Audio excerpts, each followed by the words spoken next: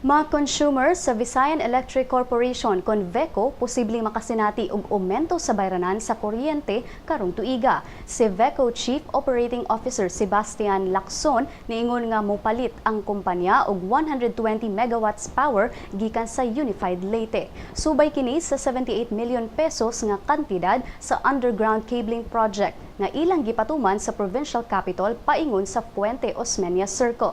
Matud niya nga tungod kay ang Unified Leyte gi-privatize na sa Power Sector Assets and Liabilities Management Corporation, gikatakdang ang presyo sa kuryente mosaka gikan sa 4 pesos and 56 centavos ngadto na sa 5 pesos matag kilowatt hour. Dugang niya nga ang average consumer makagamit og 200 kilowatt hour matag buwan. Pasabot niini posibleng makabayad kini og dugang 12 pesos sa monthly bill.